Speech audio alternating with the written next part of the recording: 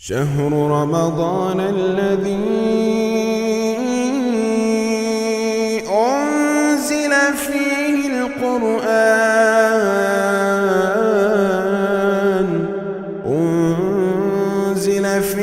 القرآن هدى للناس وبينات من الهدى والفرقان. طوفان آ رہا ہے مگر یہ غفلت میں سو رہا ہے بے دھڑک. ایک آدمی اس کو جگاتا ہے، ارے اٹھ جا طوفان آ رہا ہے. تو مورزون کا کیا مطلب ہوا؟ اٹھتا ہے، اے چھوڑ دھیان دے. یہ ہے اعراض ہے جی، ادارت الوجہ نشے، کسی چیز سے اپنے چہرے کو پھیر لینا. تو غفلت کا مطلب سمجھ میں آیا؟ سو رہا ہے، طوفان آ رہا ہے اور یہ سو رہا ہے، ہادی غفلہ.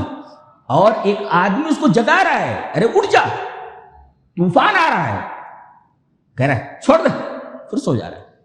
تو فی غفلت کا یہ مطلب ہے. اور انتباہ دیا جا رہا ہے تو اٹھ کر کے بولتا ہے ارے چھوڑو، اعراض کا مورزون. اللہ. تو غفلت کا مطلب سمجھ میں آیا، اعراض کا مطلب سمجھ میں آ گیا جی. آگے کہا جا رہا ہے ما یاتیہم من ذکر من ربہم محدث الا استمعوا وهم یلعبون. قرآن حکیم کو ذکر محدث کہا گیا ہے. ما معنی محدث؟ محدث کا کیا مطلب ہوتا ہے؟ یہاں کہا گیا محدثین.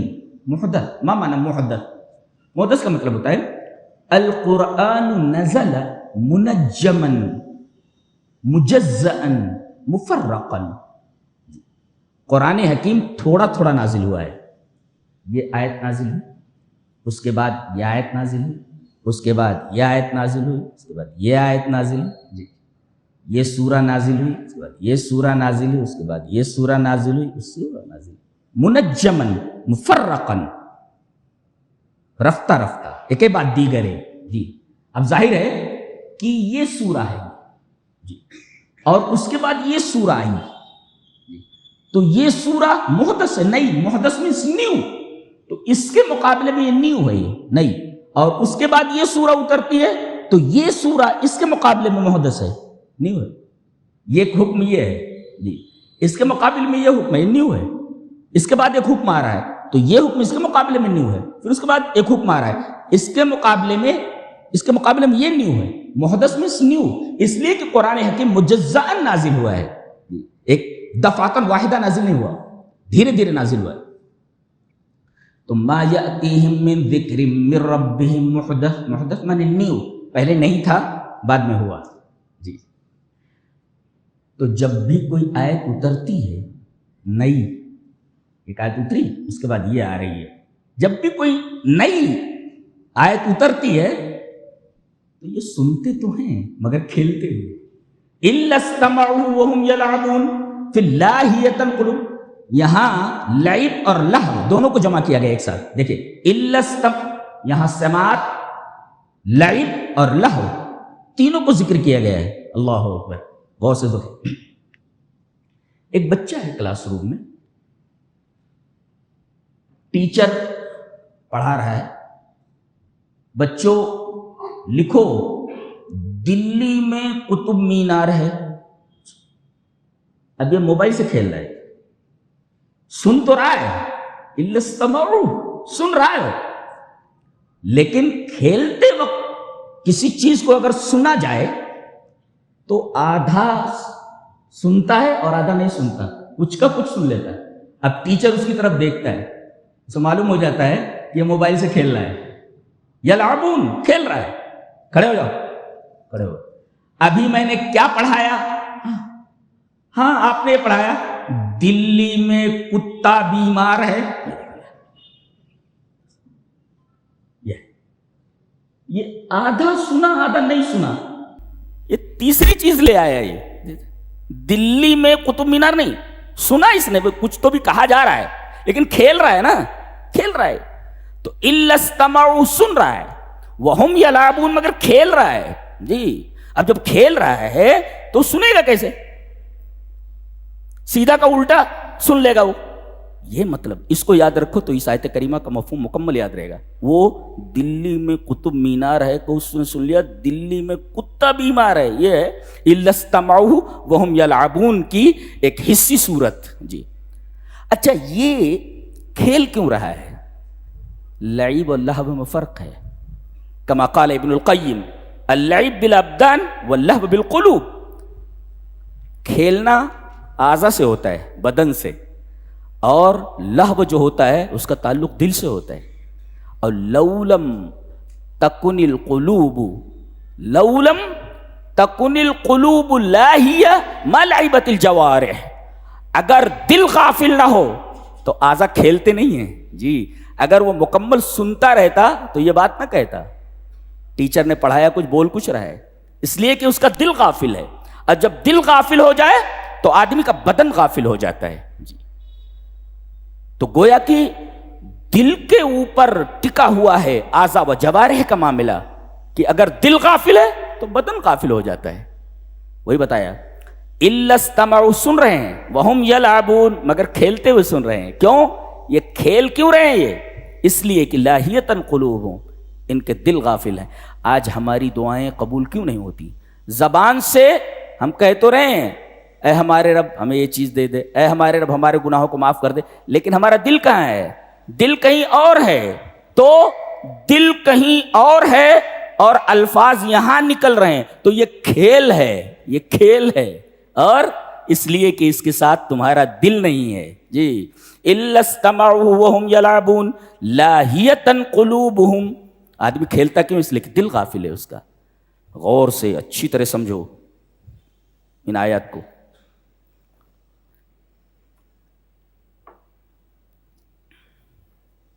بیچ میں جملہ اعتراضیہ ہے، ان کے دل غافل ہیں، کھیل رہے ہیں.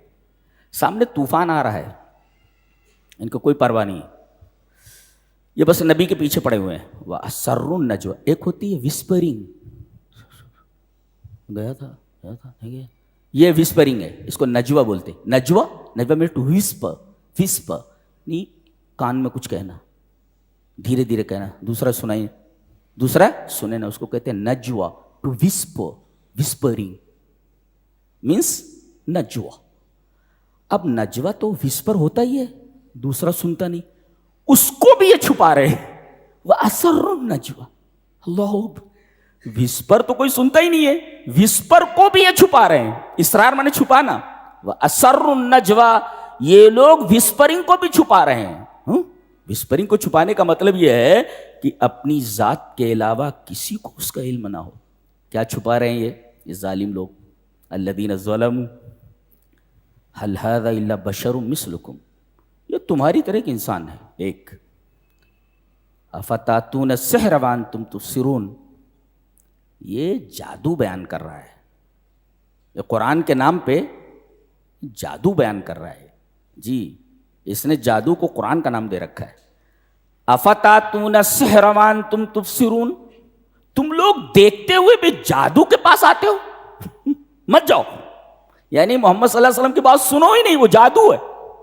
دیکھتے ہوئے تم جادو کے پاس جا رہے ہو. افتاتون السحر، تم آتے ہو جادو کے پاس، وانتم تبصرون، اپنی آنکھوں سے دیکھتے ہوئے، دیکھنے کے باوجود بھی تم جادو کے پاس آتے ہو. جادو ہے. اچھا یہ آدمی بشر ہے، نبی. دوسرے جو بیان کر رہا ہے وہ جادو ہے.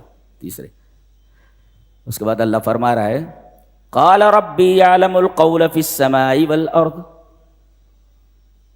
کہا میرے رب نے، ہے میرے رب نے کہا کہ یعلم القول فی السماء والارض، آسمان میں اور زمین میں جو بھی بات ہوتی ہے تمام باتوں کو جانتا ہے.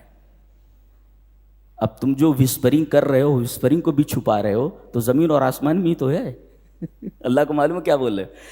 ایک مفسر بڑا اچھا لکھتا ہے اس کے اوپر کہ قبل ان تتکلم او تکتب تذکر هذه الآیہ، کوئی بات آپ مجھ سے بول رہے ہیں یا اسے موبائل کے اوپر پوسٹ کر رہے ہیں، لکھ رہے ہیں قبل ان تتکلم، کوئی بات آپ بول رہے ہیں، او تکتب یعنی آپ لکھ رہے ہو، پوسٹ کر رہے ہو کسی سائٹ کے اوپر.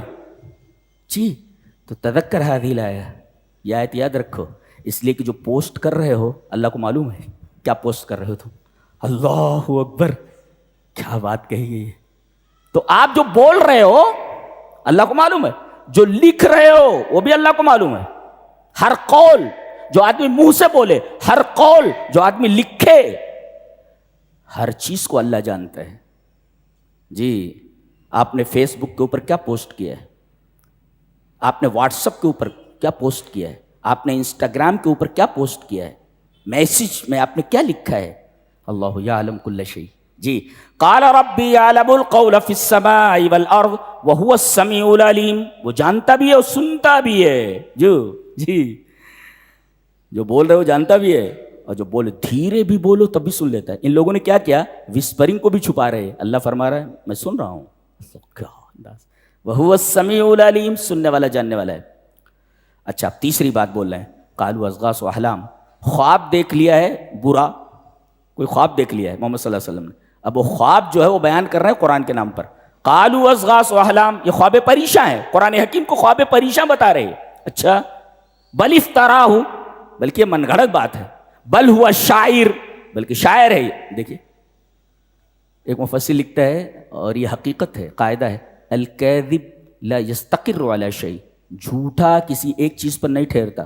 ایک جھوٹ بولتا ہے تو اس کو ثابت کرنے کے لیے 50 جھوٹ بولتا ہے. یہ دیکھو 50 جھوٹ بول رہے، یہ 50 جھوٹ بولنا اور ایک جگہ پر برقرار نہ رہنا اس بات کی دلیل ہے کہ یہ جھوٹے ہیں. ارے بھائی ایک بات بولو نا کہ یہ ہے.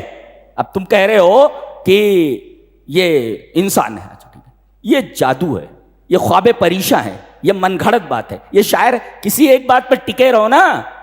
اور حق کا مزاج کیا ہوتا ہے اور باطل کا مزاج کیا ہوتا ہے بتایا گیا. الحق ابلج والباطل لجلج، یہ عربی کا محاورہ ہے. کیا؟ الحق ابلج، ابلج means واضح، حق واضح ہوتا ہے. والباطل لجلج، اور باطل غیر واضح ہوتا ہے، ایمبیگوس ہوتا ہے، واضح نہیں ہوتا، وہ صاف صاف دکھتا نہیں. وہ حق بالکل صاف دکھتا ہے اور باطل صاف دکھتا نہیں. الحق ابلج والباطل لجلج. اب یہ لجلج ہیں، یہ صاف بات نہیں کر رہے، یہ ہے وہ ہے یہ ہے. ایک بات بولو نا، الکاذب لا یستقر علی شیء، جھوٹا کسی ایک چیز پر برقرار نہیں رہتا. یہ ایک چیز پر برقرار نہ رہنا دلیل ہے اس بات کی کہ یہ لوگ جھوٹے ہیں، ان کو بات بنانی نہیں آ رہی ہے. اس لیے بات کون بناتا ہے؟ جھوٹا بناتا ہے بات کو. یہ نہیں وہ نہیں، یہ نہیں وہ نہیں، جھوٹے ایسی باتیں کرتے ہیں. تو ان کا جھوٹ ثابت ہو گیا ہے.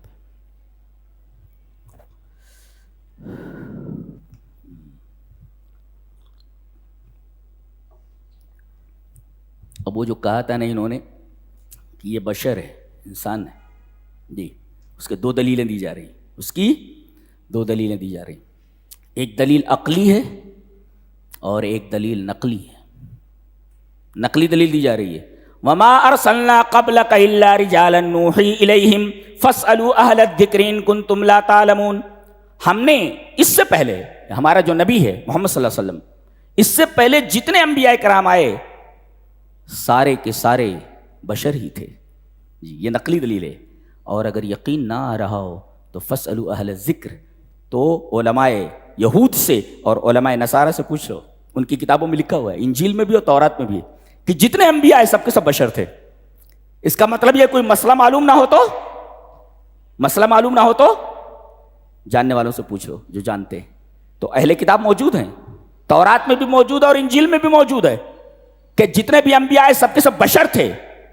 تو یہ نقلی دلیل ہے، لکھا ہوا ہے، یہ نقل ہے، منقول ہے.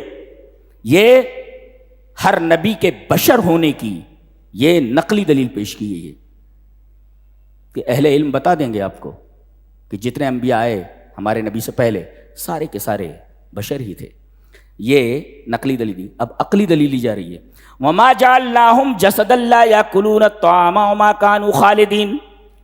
جتنے بھی انبیاء آئے ہم نے ان کو جسم دیا تھا، اور ایسا جسم جو کھاتا تھا، یعنی ایسا جسم عطا کیا گیا تھا جو کھانے کے محتاج تھے. جی جو کھانا کھاتے تھے، ایسا بدن تھا جو کھانا کھاتے تھے. تو جو کھانا کھائے وہ انسانی تو ہوتا ہے، اس لیے کہ کھانا کھانا اور پھر قضائے حاجت کرنا یہ سب انسانی بشری تقاضے ہیں، یہ بشریت میں سے. وما کانوا خالدین، جو بھی آیا اس دنیا سے چلا گیا. لہذا یہ بھی ایک بشری خصوصیت ہے کہ جو آتا ہے مر جاتا ہے. وہ کسی کو ہم نے ہمیشگی کی زندگی عطا نہیں کی ہے. تو اس سے پہلے جتنے انبیاء آئے سب کھانا کھاتے تھے اور آئے اور دنیا سے چلے گئے. یہ کھانا کھانا اور آنے کے بعد دنیا سے چلا جانا یہ بشری مقتضی ہے، یہ بشر ہی ہوتے ہیں ایسے. جی یہ سب بشری خصوصیت ہے، لہذا یہ عقلی دلیل دی گئی بشریت پر.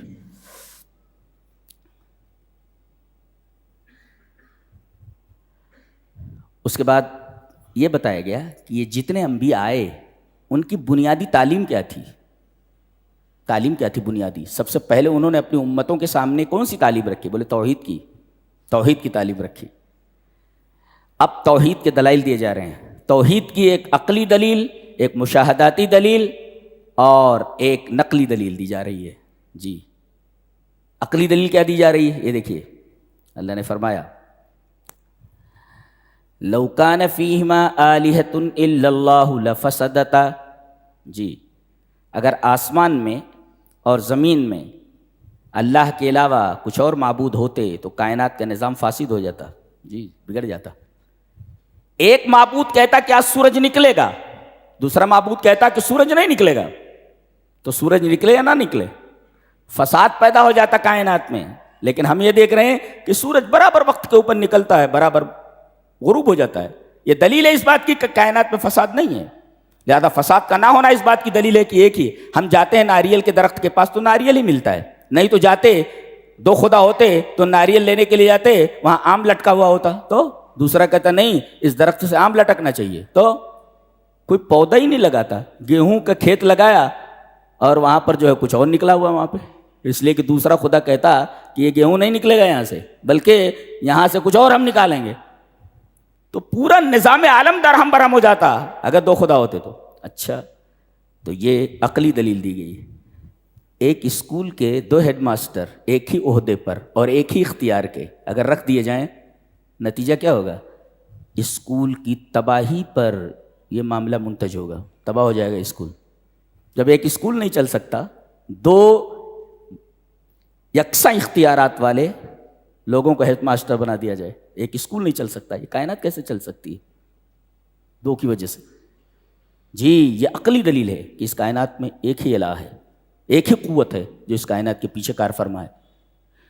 اچھا اس آیت کریمہ کی روشنی میں، اس آیت کریمہ کے تناظر میں علامہ ابن قیم رحمہ اللہ نے فرمایا لو کان فی القلب غیر اللہ لفسد. اگر کائنات میں دو خدا ہوں تو کائنات کا نظام درہم برہم ہو جائے، کائنات فاسد ہو جائے. اگر دل میں اللہ کے علاوہ کوئی اور معبود آ جائے تو دل خراب ہو جاتا ہے، وہ فاسد ہو جاتا ہے. لہذا اس دل میں صرف ایک ہی معبود رہنا چاہیے، اللہ، دوسرا نہیں آنا چاہیے یہاں، نہیں تو دل خراب ہو جائے گا. جیسے کائنات میں دو معبود ہو جائے کائنات خراب ہو جاتی ہے، ایسے ہی دل میں دو معبود ہو جائے لو کان فی القلب غیر اللہ لفسد، تو یہ دل کی کائنات تباہ ہو جائے گی. جی بہت پیاری بات کہی ہے. تو یہ ایک عقلی دلیل دی گئی توحید کے اوپر. اس کے بعد ایک مشاہداتی دلیل دی جا رہی ہے کہ وَلَهُ مَنْ فِي السَّمَاوَاتِ وَالْأَرْضِ. آسمان اور زمین میں جو کچھ ہے سب اللہ ہی کا ہے، اللہ ہی کا ہے. اب جب ایک ہی کا ہے، اسی کا ہے، اسی کا ہے. اسی کا مطلب یہ ہے کہ اس کے علاوہ کسی کا نہیں ہے. وہ تو اب دکھائی دے رہا نا، ایک ہی کی کار فرمائی ہے چاروں طرف، تو اس کی مشاہداتی دلیل ہے. اور اس کے بعد وہ جو نقلی دلیل ہے وہ وہی ہے وَمَا أَرْسَلْنَا مِن قَبْلِكَ مِن رَسُولٍ إِلَّا نُوحِي إِلَيْهِ أَنَّهُ لَا إِلَهَ إِلَّا أَنَا فَاعْبُدُونِ وَمَا أَرْسَلْنَا قَبْلَكَ إِلَّا رِجَالًا نُوحِي إِلَيْهِمْ. ہم نے آپ سے پہلے جتنے لوگوں کو بھیجا، رسول بھیجے، سب کے پاس ہم وہی کرتے تھے. جی سب کے پاس ہم وہی کرتے تھے، اور سبوں نے پہلی چیز جو اپنی امتوں کے سامنے رکھی وہ یہی تھی کہ اللہ کے علاوہ کوئی معبود نہیں ہے.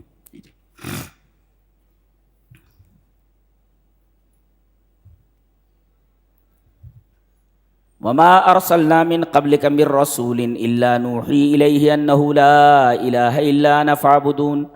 ہم نے آپ سے پہلے جتنے بھی رسول بھیجے سبوں نے یہی کہا پہلے اپنی امتوں سے لا الہ الا انا، کہ میرے علاوہ کوئی معبود نہیں تو صرف میری ہی عبادت کرو. یہاں ایک بات بڑی عجیب کہی گئی ہے کہ لقد انزلنا الیکم کتابا فیہ ذکرکم، ہم نے آپ کے اوپر ایسی کتاب نازل کی ہے جس کے اندر تمہارا ذکر ہے. یہ جو غفلت میں پڑے ہوئے ہیں ان سے کہا جا رہا ہے ارے یہ کتاب جو ہم نے نازل کی ہے جس کو تم پڑھنے کے لیے تیار نہیں ہو، سننے کے لیے تیار نہیں ہو، ارے بھائی اس میں تمہارا ذکر ہے، تمہاری بات کہی گئی ہے، تمہارا ذکر ہے اس میں.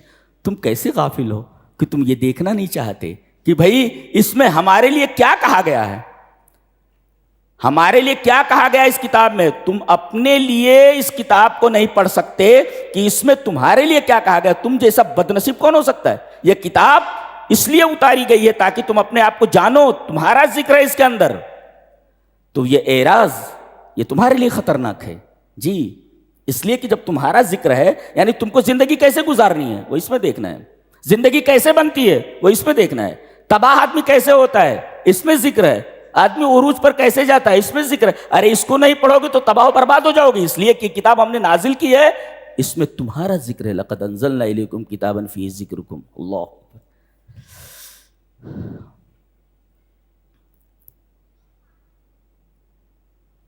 فرمایا جا رہا ہے کہ اولم یر الذین کفروا ان السماوات والارض کانتا رتقا ففتقناہما، کیا کافر نہیں دیکھتے کہ آسمان اور زمین دونوں آپس میں ملے ہوئے تھے، ہم نے ان کو الگ کر دیا. اس کا مطلب ایک سائنسی بھی ہے اور اس کا ایک سادہ سا مطلب جسے صحابہ کرام نے سمجھا ہے اور سلف نے سمجھا ہے وہ یہ ہے کہ آسمان اور زمین دونوں کے دونوں چپ تھے، چپ مسمتا تھے. آسمان کا معاملہ یہ تھا چپ تھا، لا تمطر، بارش نہیں برسا رہا تھا، اور زمین چپ تھی، لا تنبت، اگا نہیں رہی تھی. یعنی آسمان خاموش تھا، لا تمطر، بارش نہیں کر رہا تھا، اور زمین خاموش تھی، مسمت تھی، لا تنبت، اگا نہیں رہی تھی. تو اللہ تبارک و تعالی نے دونوں کو پھاڑ دیا، آسمان اور زمین کو جی. بارش برسی اور اس کے بعد زمین سے نباتات اگے. یہ مطلب لیا گیا ہے اس کا جی، اس کا یہ مطلب لیا گیا. بعض لوگ کہتے ہیں کہ اس لیے کہ رتق کا مطلب ہوتا ہے ملنا، متصل ہونا کسی چیز کا، ایسے متصل ہونا. اور فتق کہتے ہیں الفصل بین المتصلین، دو متصل چیزوں کو الگ کر دینا. جیسے یہ ہے نا، یہ ہے رتق اور یہ ہے فتق. یہ دیکھو متصل ہے، یہ متصل ہے، یہ تو اس کو کہتے ہیں رتق. اور یہ منفصل، یہ کرنا فتق، الگ کر دینا. الفصل بین الشیئین، الفصل بین المتصلین، دو متصل چیزوں کو الگ کر دینا، دیٹ از کالڈ فتق. تو فرمایا گیا کانتا رتقن، ایسے دونوں ملے ہوئے تھے، ففتقناہما، نے الگ کر دیا. کہتے ہیں اس میں اشارہ ہے انبساط عظیم کی طرف، بگ بینگ کی طرف، جس کو عربی میں الانبساط العظیم کہتے ہیں، بگ بینگ. یعنی کائنات، یہ زمین اور آسمان دونوں آپس میں ملے ہوئے تھے، ایک دھماکہ ہوا جس کو بگ بینگ کہتے ہیں، اور پھر یہ زمین آسمان سے الگ ہو گئی. بہت ساری چیزیں آپس میں ملی ہوئی تھی، سب الگ الگ ہو گئی، اور سب دور دراز سفر پہ ہیں. ہر چیز سفر کے اوپر ہے، جتنی کہکشائیں ہیں سب جاری چل رہی ہیں. سورج چل رہا ہے، چاند چل رہا ہے، ساری چیزیں چل رہی ہیں. اللہ، یہ مطلب ہو سکتا. لیکن سائنس کے اندر دو چیزیں ہوتی ہیں، ایک سائنسی نظریہ ہوتا ہے، ایک سائنسی حقیقت ہوتی ہے جی. سائنسی اگر حقیقت ہے کوئی تو ٹھیک ہے، کہہ سکتے ہیں آپ کہ اس کا بیان قرآن حکیم میں ہے. لیکن سائنسی نظریہ جو ہوتا ہے، نظریہ پروف نہیں ہوتا جب تک ثابت نہ ہو جائے، فیکٹ نہ ہو جائے. تھیری کی حد تک ہے تو خواہ اس کو توڑ مڑوڑ کر کے قرآن حکیم کے اوپر منطبق مت کرو. کسی سائنسی نظریے کو قرآن کے اوپر منطبق کرنے کی کوشش نہ کرو، اور قرآن کو اس کے پیچھے مت دوڑاؤ. اس لیے کہ قرآن حکیم اپنی کسی بھی بات میں سائنس کی کسی تائید کا محتاج نہیں ہے جی، سائنس کی کسی تائید کا محتاج نہیں. تو دونوں مطلب لیے جا سکتے. اس کے بعد یہ بتایا جا رہا ہے تمہاری ابتدا کیا ہے، تمہاری انتہا کیا ہے، تمہارا انجام کیا ہے. یہ تینوں چیزیں بتائی گئی. اللہ اکبر. تمہاری ابتدا بتائی گئی. وَجَعَلْنَا مِنَ الْمَاءِ كُلَّ شَيْءٍ حَيٍّ، یہ تمہاری ابتدا ہے. پانی سے تم کو پیدا کیا گیا ہے، تم پانی سے پیدا ہوئے ہو، یہ تمہاری ابتدا ہے. تمہاری زندگی کا مبدا ہے یہ. تم بنے کیسے ہو؟ پانی سے تم کو بنایا گیا ہے. اچھا، اور نہایت کیا ہے؟ آگے کہا گیا کل نفس ذائقۃ الموت، یہ تمہارا انجام ہے، یہ جی جی یہ ہے تمہارا انجام، اور جانا کہاں ہے؟ وَإِلَيْنَا تُرْجَعُونَ، تمہارا انجام ہماری طرف تمہیں لوٹنا ہے، بھاگ کر کہیں نہیں جا سکتے۔ یہ بتایا گیا کہ تم کس چیز سے بنے ہو، تمہاری ابتدا کیا ہے، بتایا گیا وَجَعَلْنَا مِنَ الْمَاءِ كُلَّ شَيْءٍ حَيٍّ، پانی سے تم کو ہم نے بنایا ہے۔ ایک تمہاری زندگی کی انتہا کہاں ہوگی؟ موت پر، کل نفس ذائقۃ الموت، اور پھر انجام بتایا گیا وَإِلَيْنَا تُرْجَعُونَ، ہمارے پاس تم لوٹائے جاؤ گے۔ پھر جنت ہے یا جہنم ہے، یہ بتایا گیا، ابتدا، نہایت اور مسیر، انجام۔ اللہ کیا بات ہے! سائنسداں اسی میں پریشان ہیں، ان کو پتہ نہیں ہے ہم آئے کہاں سے ہیں، ہماری زندگی کا مقصد کیا ہے، ہمیں جانا کہاں ہے۔ دیکھیے ایک ہی آیت کے اندر آس پاس اللہ تبارک و تعالیٰ نے اس مسئلے کو سولو کیا ہے اور اس مسئلے کو حل فرما دیا ہے تاکہ کنفیوژن نہ رہے۔ جی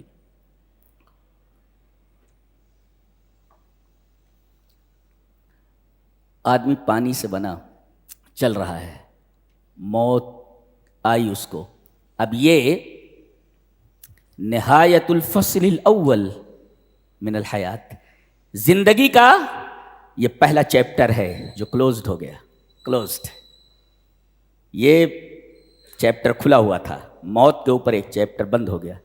ثم یبدأ الفصل الثانی الامدی السرمدی، پھر دوسرا چیپٹر کھلتا ہے جو کبھی ختم نہیں ہونے والا ہے، امدی اور سرمدی ہے، lasting, ever lasting, ever lasting, کبھی ختم ہونے والا نہیں۔ یہ چیپٹر جو کھلتا ہے مرنے کے بعد، یہ کبھی بند نہیں ہوتا۔ علامہ اقبال نے کہا ہے موت کو سمجھا ہے غافل، اختتام زندگی ہے یہ شام زندگی، صبح دوام زندگی۔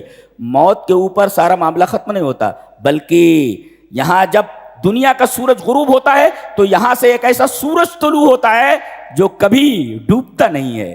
تو موت کو سمجھا ہے غافل، اختتام زندگی ہے یہ شام زندگی، صبح دوام زندگی۔ اللہ تبارک تعالیٰ نے بہت پیاری بات کہی ہے۔ پہلا چیپٹر کلوزڈ ہو گیا، یہ تو فانی تھا، اور دوسرا چیپٹر کھلتا ہے، یہ ابدی، ایور لاسٹنگ۔ جی پھر کہا گیا کہ ہم تم کو خیر سے بھی آزماتے ہیں اور شر سے بھی آزماتے ہیں۔ جی بالفاظ دیگر ہم دے کر بھی آزماتے ہیں اور لے کر بھی آزماتے ہیں۔ اچھا، ان میں سب سے خطرناک کیا ہے؟ دے کر آزمانا، یہ خطرناک چیز ہے۔ الابتلاء الاشد، اس طریقے کے دو ابتلاءات ہیں اور دو آزمائشیں ہیں، دے کر آزمانا اور لے کر آزمانا۔ تو لے کر آزمانا یہ کم درجے کی آزمائش ہے، اور دے کر جب آزماتا ہے تو هو الابتلاء الاشد، یہ سب سے خطرناک آزمائش ہے، اس لیے کہ اچھوں کے قدم بہک جاتے ہیں۔ پیسہ اتنا آتا ہے، خرچ کہاں کرنا، جتنی عیاشیاں ہوتی ہے آدمی کر ڈالتا ہے۔ تو یہ جو دے کر آزمانے والا مسئلہ ہے، یہ لے کر آزمانے والے مسئلے سے زیادہ سخت ہے، هو الابتلاء الاشد، یہ انتہائی سخت قسم کی آزمائش ہے۔ تو اللہ نے فرمایا وَنَبْلُوكُمْ بِالشَّرِّ وَالْخَيْرِ فِتْنَةً، ہم تم کو آزماتے ہیں شر کے ذریعے اور خیر کے ذریعے بھی۔ اللہ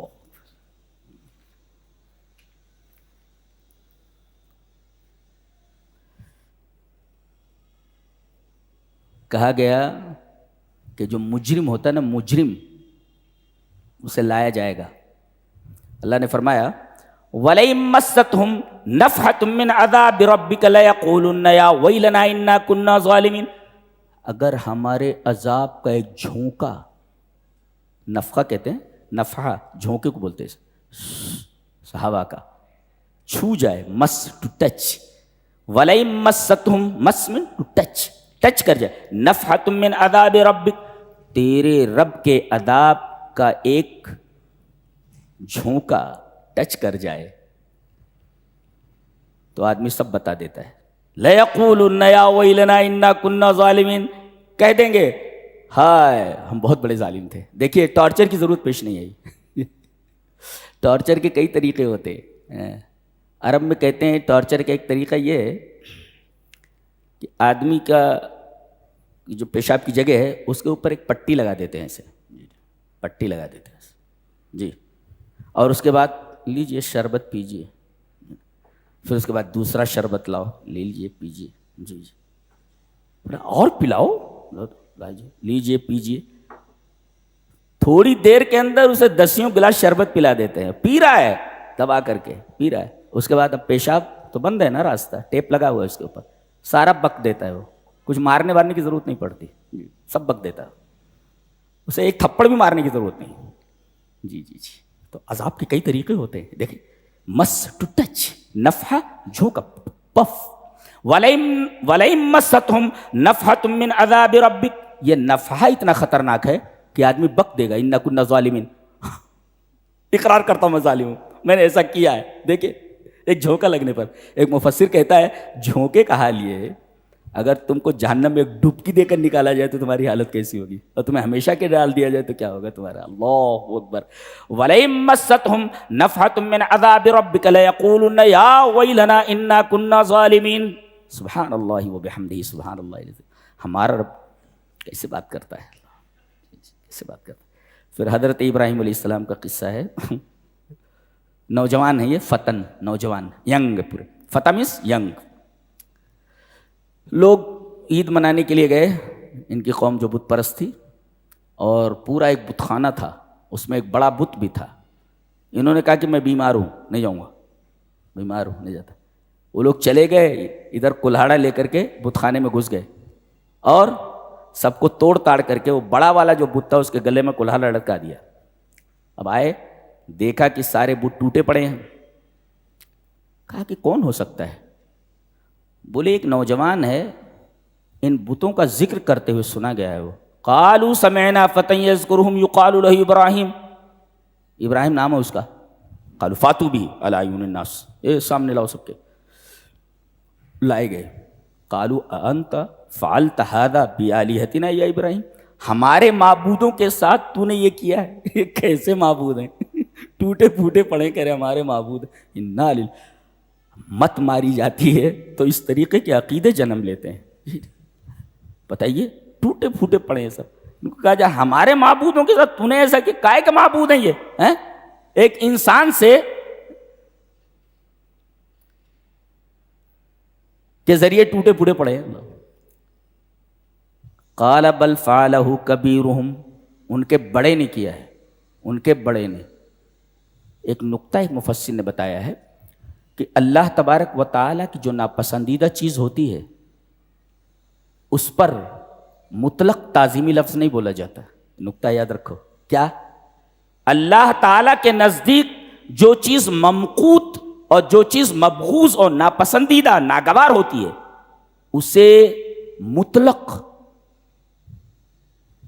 اس کے لیے مطلق عظیم کا, بڑے کا لفظ استعمال نہیں کیا جاتا, اضافت کے ساتھ استعمال کیا جاتا ہے. جیسے نبی کریم صلی اللہ علیہ وسلم جو خط لکھتے تھے فارس کے بادشاہوں کے تحت, تو یہ خط ہے الی عظیم الفرس عظیم الفارس ہرقل عظیم الروم. دیکھو عظیم کا لفظ اضافت کے ساتھ ہے, روم کا عظیم, جی فارسیوں کا عظیم. یہاں بھی دیکھیے کبیرہم, بتوں کو کبیر نہیں کہا گیا, کبیرہم ان کا بڑا, ان کا بڑا. تو جو چیز اللہ کے نزدیک ناپسندیدہ ہو اس پر مطلق عظیم کا لفظ استعمال نہیں کیا جاتا, بڑے کا لفظ استعمال نہیں کیا جاتا, اضافت کے ساتھ استعمال کیا جاتا ہے. جی وہ یہاں بتایا گیا.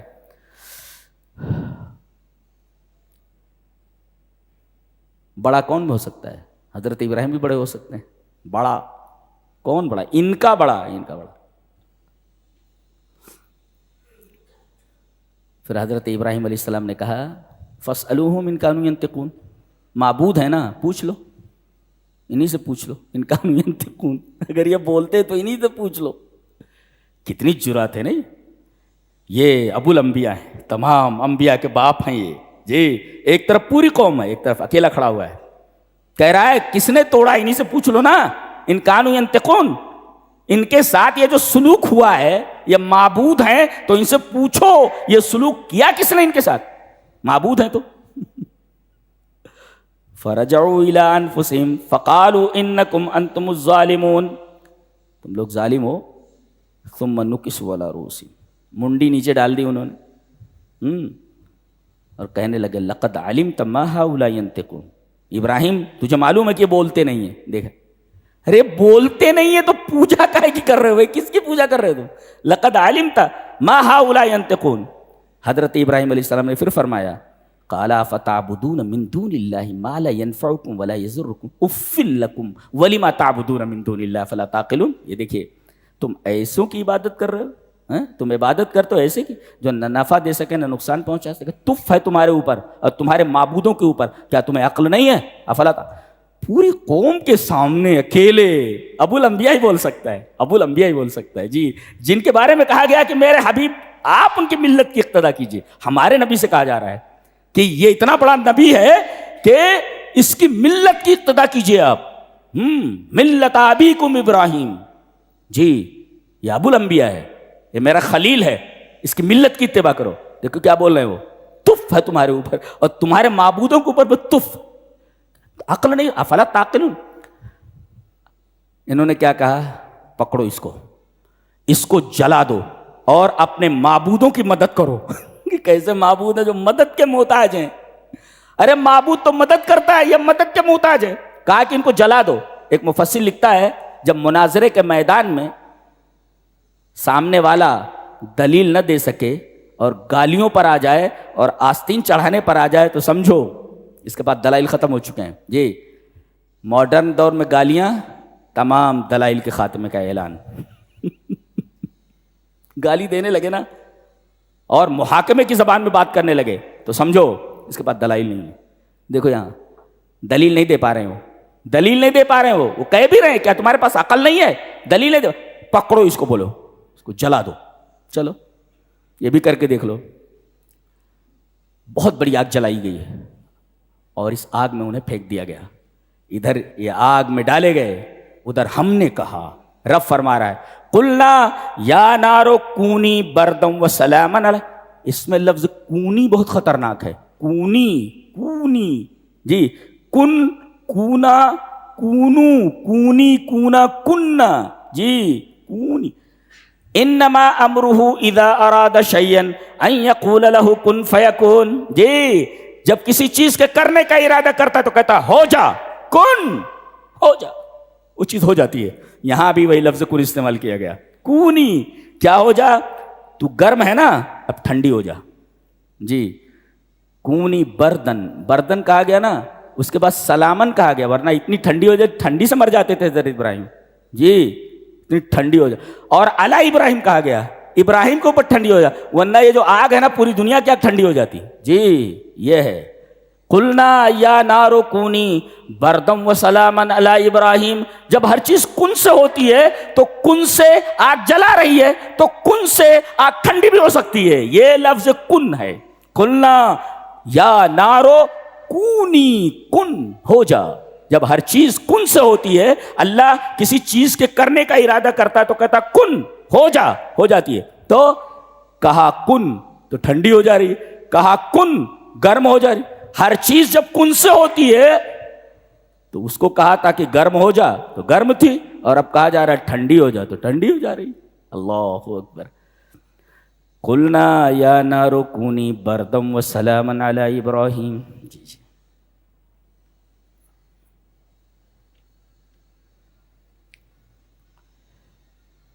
حضرت داؤد و سلیمان کا قصہ بیان کیا جا رہا ہے کہ ان کے زمانے میں ایک بکری چرانے والے کی بکریاں ایک کسان کے کھیت میں چلی گئیں اور پوری فصل تباہ ہو گئی. مقدمہ حضرت داؤد کے پاس آیا تو داؤد علیہ السلام نے فیصلہ یہ کیا کہ بکری والے کی جتنی بھی بکریاں ہیں سب کسان کو دے دی جائیں، کھیتی والے کو دے دی جائیں. حضرت سلیمان علیہ السلام نے کہا فیصلہ کیسا ہوا؟ بولے کیا فیصلہ ہوا؟ وہ میری بکریاں تھیں اس کے کھیت میں پڑ گئی تھیں، پوری کھیت کا ستیہ ناش ہو گیا. اب آپ کے ابا نے یہ فیصلہ کیا کہ بکریاں اسے دے دی جائیں، میری ساری بکریاں اسے دے دی گئیں. حضرت سلیمان علیہ السلام کا فیصلہ صحیح نہیں ہے، یہ فیصلہ صحیح نہیں ہے. یہ داؤد علیہ السلام کو معلوم ہے میرے بیٹے فیصلہ صحیح نہیں. بولے نہیں تو فیصلہ کر دے. کہا کہ یہ بکریاں کھیتی والے کو دے دی جائیں، تب تک ان کا دودھ وغیرہ استعمال کرے، اور اس کو بکری والے کو یہ کھیتی دے دی جائے، اس میں کام کرے. اور وہی فصل اگائے جو فصل اس وقت ڈالی گئی تھی جس کو بکریوں نے چر لیا تھا، اور جب فصل اس حالت میں آئے تو کھیتی اس کو واپس کر دی جائے اور بکریاں اس کو واپس دے دی جائیں. اللہ، اس کا مطلب ہے لا پڑھنا چاہیے. جی، کم سے کم گھر میں ایک وکیل ہونا چاہیے. جی جی، لا پڑھنا چاہیے. جی، اب یہ معاملہ تھا. اللہ تبارک تعالیٰ نے بڑی تعریف فرمائی ان کے. ففہمناہا سلیمان، ہم نے سلیمان علیہ السلام کو فہم عطا فرمایا تھا. حضرت داؤد کے بارے میں نہیں کہا گیا، ان کو کہا گیا ففہمناہا سلیمان. ہم نے سلیمان علیہ السلام کو فہم عطا فرمایا تھا. حضرت ایوب علیہ السلام کا تذکرہ ہے. حضرت ایوب علیہ السلام کو ایک بیماری لگ گئی تھی، بہت تکلیف ہوتی تھی، سالوں اس مرض میں مبتلا رہے. دعا کرتے ہیں وَأَيُّوبَ إِذْ نَادَىٰ رَبَّهُ أَنِّي مَسَّنِيَ الضُّرُّ وَأَنتَ أَرْحَمُ الرَّاحِمِينَ. چھوٹی سی دعا ہے، رَبِّ إِنِّي مَسَّنِيَ الضُّرُّ، میرے رب مجھے بیماری نے چھو لیا. الضر یعنی کوئی مخصوص بیماری ہے، وہ چھو لیا اس نے. دیکھو بیماری اتنی خطرناک ہے لیکن وہ کہہ رہے ہیں، ادب دیکھیے رب کے حضور بات کرنے کا، چھو لیا ہے اسے. اللہ، بیماری نے پوری صحت تباہ کر دی ہے اور کہہ رہے ہیں بیماری نے صرف چھوا ہے مجھے. وَأَنْتَ أَرْحَمُ الرَّاحِمِينَ، تو رحم کرنے والوں میں سب سے زیادہ رحیم ہے. اللہ رحیم ہے یہ نہیں کہا، ارحم الراحمین. ایک مفسر لکھتا ہے فَبَالَغَ فِي التَّضَرُّ فَبُولِغَ فِي الْإِجَابَةِ، کہا انہوں نے تضرع میں، گڑ گڑانے میں، مانگنے میں مبالغہ کیا کہ میرے رب ایک تو بیماری ہے میرے، اور بیماری نے مجھے چھو لیا ہے. ادب. اور یہ بھی نہیں کہا بیماری دور کر دے، بلکہ اپنی بیماری کا ذکر کرنے کے بعد صرف اللہ تبارک و تعالیٰ کے رحم کا تذکرہ کیا. انہوں نے اپنی بیماری کا تذکرہ کر رہے ہیں دعا میں. ایک طرف اپنی بیماری کا تذکرہ، دوسری طرف اللہ کی رحمت کا تذکرہ، اور گڑ گڑا رہے ہیں. اللہ نے فرمایا فَكَشَفْنَا بَهِمْ مِنْ ضُرٍّ وَآتَيْنَاهُ أَهْلَهُ وَمِثْلَهُمْ مَعَهُمْ رَحْمَةً مِّنْ عِنْدِنَا. ایک ہوتی رحمت عطا کرنا، ایک ہوتی اپنے پاس سے میں نے رحمت عطا کی ہے. یہ بہت بڑی بات ہے. یعنی اس کا مطلب انہوں نے گڑ گڑانے کی انتہا کر دی تو اللہ تبارک و تعالیٰ نے اپنی رحمت کی انتہا کر دی. اپنے پاس سے کہہ رہا ہے من عندنا. تو ایک ہوتی رحمت دے دینا دور سے اٹھا کر کے، اور ایک ہے رحمت اپنے پاس سے دے دینا. اللہ اکبر. تو جتنا اللہ کے سامنے گڑ گڑاؤ ویسی ہی رحمت آپ کے اوپر ہونے والی ہے. جی، فَكَشَفْنَا بَهِمْ، وہ بیماری دور ہو گئی وہ، اور ہم نے اہل و عیال جو تباہ و برباد ہو گئے تھے اس سے زیادہ ہم نے ان کو عطا کر دیے. جی، حضرت یونس کا تذکرہ ہے. جی، مچھلی کے پیٹ میں پہنچ گئے. یہ دنیا کی واحد جیل ہے جس کے اندر کوئی کھڑکی نہیں ہے، جس کے اندر آکسیجن نہیں ہے. اس جیسی جیل دنیا کے اندر کہیں نہیں. دنیا کی کوئی بھی، ابو غریب کی جیل ہو، گوانتانامو ہو، کوئی بھی جیل دنیا کی ایسی اس طرح کی جیل نہیں ہے. جی، جہاں آدمی سیدھے پیر نہیں پھیلا سکتا. جی جی، آدمی اٹھ کر بیٹھ نہیں سکتا. جیلوں میں آدمی کم سے کم اٹھ کر بیٹھ سکتا ہے، پیر تھوڑا پھیلا سکتا ہے، دائیں بائیں اپنے آپ کو گھما سکتا ہے. لیکن یہ جیل ایسی ہے، نہ تو یہاں کوئی کھڑکی ہے اس جیل میں، اور نہ تو یہاں آکسیجن ہے، اور نہ یہاں آپ بیٹھ سکتے ہیں، نہ آپ یہاں اٹھ سکتے ہیں. یہ دنیا کی خطرناک ترین جیل ہے، خطرناک ترین جیل ہے.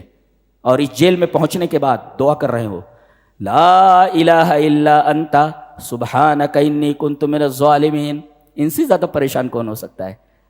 یہ دعا کر رہے ہیں. ایک تو انہوں نے توحید کا اقرار کیا، توحید. اللہ، نبی کریم صلی اللہ علیہ وسلم نے ارشاد فرمایا فَإِنَّهُ لَمْ يَدُو بِهَا مُسْلِمٌ فِي شَيْءٍ قَطُّ إِلَّا اسْتَجَابَ لَهُ. ان کی یونس علیہ السلام کی دعا کے ذریعے، ان کے وسیلے سے، یہ اس دعا کے وسیلے سے مسلمان کسی چیز کے بارے میں بھی دعا کرے، دعا قبول کر لی جائے گی. جی جی، یہ حضرت یونس کے بارے میں خاص نہیں ہے، ان کے خاص نہیں ہے. جی، اللہ نے فرمایا ہم نے ان کی دعا کو قبول کر لیا، ان کو غم سے نجات دے دی. وَكَذَلِكَ نُنْجِي الْمُؤْمِنِينَ، ہم تمام مومنوں کو نجات دیں گے. یعنی یہ بات حضرت یونس کے لیے خاص نہیں ہے، تمام مومنین کے لیے، ایمان والوں کے لیے. پہلے تو توحید کا اقرار ہے، لا الہ الا انت.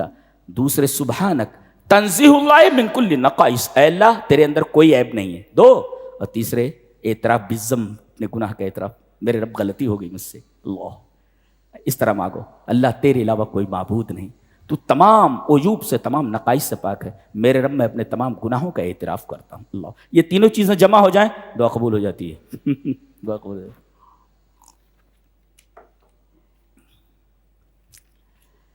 اللہ فرما رہا ہے یہ دنیا جس کے تم پیچھے بھاگ رہے ہو، اس دنیا کو ہم مار کی طرح لپیٹ دینے والے ہیں۔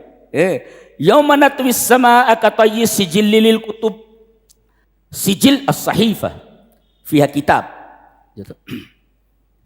یہ ہے، یہ لکھا ہوا ہے، یہ کتاب ہے، یہ صحیفہ ہے، صحیفہ ہے، اور اس کے بعد اس پر کچھ لکھا ہوا ہے، چاند ہیں، ستارے ہیں، ساری چیزیں ہیں۔ اس کے بعد ایسے فولڈ کر دیا جائے اس کو، ایسے،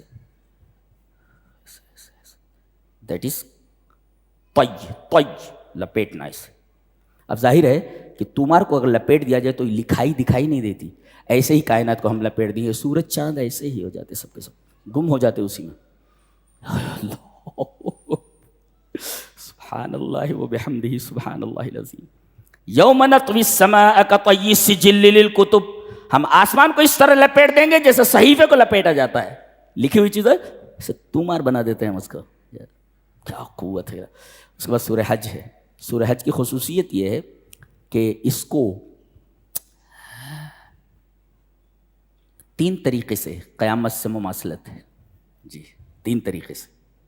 ایک تو یہ کہ قیامت کے لیے جب سور پھونکا جائے گا تو چاروں طرف سے مردے اٹھ کر کے ایک طرف بھاگیں گے، جہاں سے آواز آ رہی ہوگی اس طرف بھاگیں گے۔ ایسے ہی پوری دنیا سے، ہر کونے سے، ہوائی جہاز سے، پیدل گاڑی سے، کیسے بھی سارے لوگ ایک ہی جگہ جمع ہوتے ہیں آ کر کے۔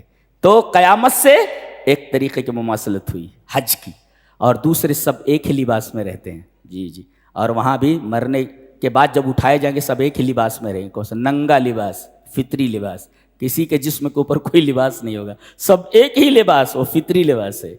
اور کثرت ہوگی، ازدحام، جب 25-30 لاکھ جمع ہوتے ہیں، یہاں تو سب اولین اور آخرین جمع ہیں، تو ازدحام، بھیڑ بھاڑ۔ تو 3 طریقے سے اس کو قیامت سے مماثلت ہے، لہذا اس کو سورہ کریمہ کو قیامت سے شروع کیا گیا ہے، قیامت کے ذکر۔ یا ایھا الناس اتقوا ربکم ان زلزلۃ الساعۃ شیء عظیم، ہے سورہ حج، عنوان ہے حج، لیکن شروع کیا جا رہا ہے قیامت کے بیان سے۔ اس کو قیامت سے بڑی حد تک مماثلت ہے 3 طریقے سے، اور 3 انداز ہیں اس کے نزول کے، 3 انداز ہیں۔ کیا؟ ایک تو کچھ آیات اس کی سفر میں نازل ہوئی ہیں، نبی کریم صلی اللہ علیہ وسلم سفر میں تھے، اور کچھ آیتیں حضر میں جب آپ مدینہ میں تھے تب نازل ہوئی، جی، یا گھر پر تھے آپ، 2۔ اور کچھ آیتیں مکہ میں نازل ہوئی ہیں، اور کچھ آیتیں مدینہ میں نازل ہوئی ہیں، جی، اور کچھ آیتیں مکی ہیں اور کچھ آیتیں مدنی ہیں۔ یہ عجیب ہے سب، ہاں، یہ 3 طریقے سے اس کا نزول ہے، اور اس میں 3 لوگوں کا تذکرہ کیا گیا ہے اور تینوں کا انجام بتایا گیا ہے۔ مومن، کافر، ساتھ میں منافق، ان تینوں کا تذکرہ کیا گیا، ہر ایک کا انجام بتایا گیا۔ انجام دیکھیے ہر ایک کا، جی۔ اللہ نے فرمایا وَمِنَ النَّاسِ مَن يُجَادِلُ فِي اللَّهِ بِغَيْرِ عِلْمٍ وَلَا هُدًى وَلَا كِتَابٍ مُنِيرٍ ثَانِيَ عِطْفِهِ لِيُضِلَّ عَن سَبِيلِ اللَّهِ لَهُ فِي الدُّنْيَا خِزْيٌ وَنُذِيقُهُ يَوْمَ الْقِيَامَةِ عَذَابَ الْحَرِيقِ۔ یہ کافر کا تذکرہ ہے، جی، دنیا میں ذلت اور قیامت میں عذاب الحریق، جلنے کا عذاب۔ اچھا، منافق کا وَمِنَ النَّاسِ مَن يَعْبُدُ اللَّهَ عَلَى حَرْفٍ، حرف کہتے ہیں کنارے کو، حرف ای طرف، یہاں کھڑے رہتا ہے، یہاں کھڑے رہ کر عبادت کرتا ہے، اگر پیسہ ملتا ہے تو ادھر آ جاتا ہے، تکلیف ہوتی ہے تو ادھر چلا آتا ہے، پوری زندگی اس کی ڈاما ڈول لیتی ہے، طرف کے اوپر۔ وَمِنَ النَّاسِ مَن يَعْبُدُ اللَّهَ عَلَى حَرْفٍ، حرف ای طرف، یہ کنارے کھڑا رہتا ہے۔ اس کا انجام کیا ہے؟ خسر الدنیا والآخرہ، جی، یہ دنیا اور آخرت میں گھاٹا اٹھانے والوں میں سے ہے یہ۔ اچھا، تیسرے، ایک کافر کے ساتھ ایک مشرک بھی ہے، مشرک، یہ تو منافق کا تذکرہ تھا، یہ مشرک ہوتا ہے، وہ کافر ہی ہوتا ہے، مشرک کا تذکرہ۔ فَكَأَنَّمَا خَرَّ مِنَ السَّمَاءِ، جیسے آسمان سے گرا۔ اب 2 صورتیں ہیں، ایک تو آسمان سے جیسے گرا اسے چڑیاں اچک لے جائیں، جی، ایک، اور دوسرے ہوا اٹھا کر کے کہیں دور دراز جگہ پر لے جا کر کے پھینک دے. پتہ یہ چلا کہ توحید ایک بلند مقام ہے. جس کو توحید مل گئی وہ بلند مقام پر پہنچ گیا. اب وہاں سے اگر کوئی گرتا، مشرک کیا ہوتا ہے، توحید چھوڑتا ہے تو بلندی سے گر جاتا ہے. اب بلندی سے گرنے کے بعد شیاطین اس کو اچک لیتے ہیں، جیسے پرندے اچک لے جائیں جی. فتخطفہ الطیر کہا گیا، چڑیاں اچک لے. چڑیاں کیا کرتی ہیں؟ اب آپ دیکھیں گے جو باز ہوتا ہے نا، باز یا شاہین جو ہوتا ہے، وہ کسی پرندے کے اوپر جھپٹا مارتا ہے اور اس کے بعد دبوچ لیتا ہے اس کو، اور وہیں پر اس کے پر اکھاڑنے لگتا ہے، پورے پر کو بکھرا دیتا ہے وہ. اس کے بعد اس کو اٹھا کر اپنے بچوں کے پاس گھونسلے میں لاتا ہے، پھر اس کو مزع بنا دیتا ہے. مزع پیسز، اس کے ٹکڑے ٹکڑے کر دیتا ہے. اسے ٹکڑے ٹکڑے کر کے بچوں کے سامنے رکھتا ہے، ان کے منہ میں ڈالتا ہے، کھلا دیتا ہے ان کو، پورا ٹکڑے ٹکڑے کر دیتا ہے، اسے پیسز کر دیتا ہے. یہ ہے چڑیاں ایسا کر دیتی ہیں اس کو جی. اور یا تو ہوائیں کیا کرتی ہیں، تو یا تو شیطان اچک لیتے ہیں، وہ چڑیوں کی طرح لے جا کر ٹکڑے ٹکڑے کر دیتے ہیں اس کے دین کا، اس کے دل کا. اور اسی طرح ہوا یعنی خواہشات، آدمی کی خواہشات اٹھا کر کے اسے کہیں دور دراز، جیسے پتنگ ہوتی ہے، ڈور سے ٹوٹ جائے تو کہیں نالے میں پڑی جاتی ہے، کہیں بھی اڑ کر کے کبھی کبھی جھاڑ میں لٹک جاتی ہے، اسے وہاں پہ پڑپڑاتی رہتی ہے. تو بلندی سے گرنے کے بعد یہ حال ہوتا ہے، یا تو چڑیاں اچک لیتی ہیں، یا پھر ہوائیں اسے دور دراز جگہ پہ لے جا کر کے کٹی پتنگ ہو جاتا ہے، یا پھر چڑیوں کی خوراک ہو جاتا ہے. یہ خطرناک چیز ہے شرک کی. ومن یشرک باللہ فکأنما خر من السماء فتخطفہ الطیر او تہوی بہ الريح فی مکان سحیق. دور دراز علاقے میں لے جا کر کے پھینک دینا. پھر جنت کا بیان ہے. موضوع ہم نے جمعہ کا وہی رکھا ہے، لہذا اس کو چھوڑ دیتے ہیں ہم جی. جنت کا بیان ہے. اس کے بعد اللہ تبارک و تعالیٰ نے ایک ایسی مثال دی ہے. مثالیں تو بہت ہیں، لیکن ایک مثال ایسی ہے جس کے بارے میں خود کہا ہے، سنو، اور وہ بھی کان لگا کر سنو. اسمعوا نے کہا کہ استمعوا کہا ہے. اسمع مانے سننا، اسمعوا سنو، اور ایک استمعوا غور سے سنو جی. مثالیں پورے قرآن میں بہت ساری بیان کی اللہ نے، لیکن صرف ایک ہی مثال ایسی ہے یہاں 17ویں پارے میں، جس کے بارے میں فرمایا استمعوا لہ، سنو اس کو، غور سے سنو. یعنی listen to it attentively، یعنی بہت غور سے سن لو اس کو، اٹینشن کے ساتھ سننا. کیا ہے دیکھ لیتے ہیں اس کو. اللہ یا ایھا الناس ضرب مثل فاستمعوا لہ. یہ صرف مومنوں سے نہیں کہا جا رہا ہے، دنیا کے تمام انسانوں سے کہا جا رہا ہے. یا ایھا الناس، دنیا کے تمام انسانوں، ضرب مثل، ایک مثال بیان کی جا رہی، فاستمعوا لہ، اس مثال کو، اس مثل کو کان لگا کر سنو. کیا؟ ان الذین تدعون من دون اللہ، اللہ کے علاوہ جن کو تم پکارتے ہو، لن یخلقوا ذبابا، ایک مکھی پیدا نہیں کر سکتے. اور یہاں ناٹ نہیں ہے، نیور ہے، نیور، کبھی نہیں. یعنی آگے قیامت تک سائنس کتنی بھی ترقی کر جائے، بے جان مادے سے جاندار پیدا نہیں کر سکتے جی. ہاں، ایک مکھی نہیں پیدا کر سکتے تم، مکھی. اور وَلَوِ اسْتَمَعُوا لَهُ، جن انسان، سائنسداں، عقل مند جتنے بھی ہیں سب جمع ہو جائیں، تمہیں بہت ناز ہے، ہم نے یہ بنا دیا، ہم نے وہ بنا دیا، ہم نے وہ بنا دیا، چلو ایک مکھی بنا کر دکھاؤ. اور اللہ نے فرمایا لن یخلقوا، جی. ایک ہوتا ہے you can not do it, تم نہیں کر سکتے، you can never do it, کبھی نہیں کر سکتے اس کو، کبھی نہیں کر سکتے. لن نہیں، یہاں پر لا نہیں، لا ہے، لن یخلقوا. اور مکھیاں نہیں، ذباب، سنگولر ناٹ پلیورل، ذباب مینس مکھی. ایک مکھی ایک نہیں پیدا کر سکتے تم، دنیا کے تمام لوگ مل کر کے ایک مکھی نہیں بنا سکتے. یہ تمہاری حقیقت ہے، تمہارے علم کی. قرآن حکیم نے ان کے علم کو چیلنج کیا جو بڑی بڑی باتیں کرتے ہیں، ایک مکھی بنا کر، اور ہرگز نہیں کر سکتے، بولتا مکھی نہیں پیدا کر سکتے. یہ تمہاری ٹیکنالوجی. کس ٹیکنالوجی پر تم نازاں ہو؟ کس ٹیکنالوجی پر تمہیں فخر ہے؟ ایک مکھی نہیں بنا سکتے تم، اور قیامت تک نہیں بنا سکتے. لن یخلقوا، لا نہیں، لن نیور، نہیں کر سکتے. سب کے سب جمع بھی ہو جاؤ، وَلَوِ اسْتَمَعُوا لَهُ، اس کے لیے اگر جمع ہو جاؤ تو پوری ٹیکنالوجی کی ایسی تیزی کر کے رکھ دی ہے قرآن حکیم نے. ان کی پوری ٹیکنالوجی کو چیلنج ہے. مردے سے زندہ کر کے بتاؤ، کہ مٹی سے مکھی بنا کر دکھاؤ.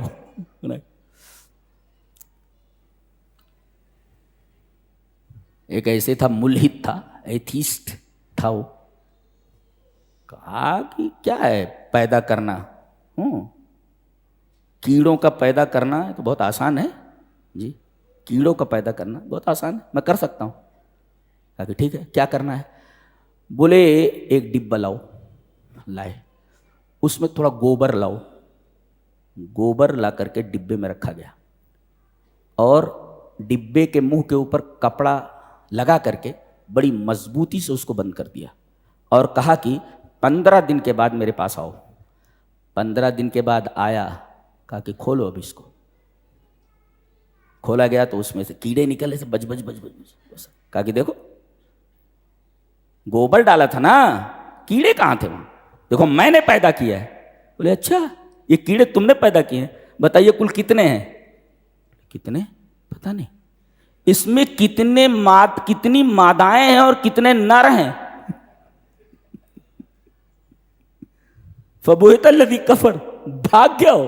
کہا کہ رب جب پیدا کرتا ہے نا تو کوانٹٹی بھی دیکھتا ہے کوالٹی بھی دیکھتا ہے. کتنی تعداد ہے یہ اللہ کو معلوم ہے, پیدا کرتا ہے جی. یہ تم پیدا کیے ہو جی. تو لن یخلقوا ذبابا ولو اجتمعوا لہ, ایک مکھی نہیں بنا سکتے. ایک مکھی کی بات کہی جا رہی ہے. یہ تو چھوٹی بات ہے, بڑا چیلنج ہے. اس سے چھوٹا چیلنج دیا جا رہا ہے. اگر یہ نہیں کر سکتے تو یہ کر سکتے ہو. کون سا؟ وَإِن يَسْلُبْهُمُ الذُّبَابُ شَيْئًا, تمہارے معبودوں کے اوپر کوئی چڑھاوا ہے, برفی چڑھا دیے ہو, گلاب جامن چڑھا دیے ہو, شیرینی شہد چڑھا دیے ہو. اب ایک مکھی آتی ہے اور مکھی آتی ہے, اب اس میں سے لے لیتی ہے, تو سلب نہیں کر سکتے. سلب کا مطلب ہوتا ہے نزوع الشیء من الغیر علی القہر, زبردستی کسی چیز سے کوئی چیز چھین لینا. اب یہ ہے, اب آپ اس کو پکڑ رکھیں اور میں چھین رہا ہوں, آپ ادھر سے زور لگا رہے ہیں, میں ادھر سے زور لگا رہا ہوں جی. اچھا تو اللہ نے فرمایا وَإِن يَسْلُبْ, سلب کر رہا ہے وہ, مکھی جو ہے چھین رہی ہے. بابا بھی زور لگا رہے ہیں اور مکھی بھی زور لگا رہی ہے. نزوع الشیء من الغیر علی القہر, طاقت کے ذریعے چھین لے. مکھی چھین لے گئی ہے, بابا کمزور ہیں, مکھی سے بھی زیادہ کمزور ہیں, یہ بتایا گیا. تو لے کے چلی گئی. لا یستنقذوہ من, ایک تو چھین کر لے کر گئی ہے تو منع نہیں کر سکے, اور دوسرے لے کر گئی اب واپس کرو, واپس بھی نہیں کر سکتے. کیوں؟ اس لیے کہ اللہ نے مکھی کے اندر ایک صلاحیت رکھی ہے کہ جب وہ کسی چیز کو اٹھاتی ہے, کھانے سے پہلے اس کے اوپر ایک مادہ, سیال مادہ ڈالتی ہے ایسے, اور پھر وہ چیز پگھل جاتی ہے, پھر اس کو کھینچ لیتی ہے, اس کو کھینچ لیتی ہے. اب ظاہر ہے کہ اس نے اپنا مادہ ڈالا ہے. اب اگر وہی چیز تم نے واپس کیا تو اس کا مادہ بھی اس کے ساتھ ہے نا جی. اور اب وہی چیز جو لے گئی ہے وہ کہاں ہے؟ وہ کہاں ہے؟ وہ اللہ فرما وہی چیز واپس کرو. وَإِن يَسْلُبْهُمُ الذُّبَابُ شَيْئًا لَا يَسْتَنقِذُوهُ مِنْهُ, اس سے جو ہے چھین نہیں سکتے تم. ضعف الطالب والمطلوب, طالب اور مطلوب دونوں کے دونوں کمزور ہیں. مکھی بھی کمزور ہے, وہ بابا بھی کمزور ہے. طالب اور مطلوب دونوں کے دونوں کمزور ہیں. یہ اتنی شاندار مثال ہے کہ پورے قرآن میں اس طریقے کی مثال آپ کو کہیں نہیں ملے گی. اسی وجہ سے اللہ تبارک تعالیٰ نے اس مثال کو بیان کرتے وقت فرمایا استمعوا لہ, بہت غور سے سنو, اس کے اوپر غور کرو گے تو تمہیں غیر اللہ کی حقیقت معلوم ہو جائے گی کہ جب ایک مکھی نہیں پیدا کر سکتے تو ہماری حاجتیں کیا پوری کر سکتے ہیں. اللہ اکبر. یہ تھا 17ویں پارے کا خلاصہ. اللہ ہمیں نیک عمل اور اچھی سمجھ کی توفیق عطا فرمائے. وآخر دعوانا الحمد للہ رب العالمین.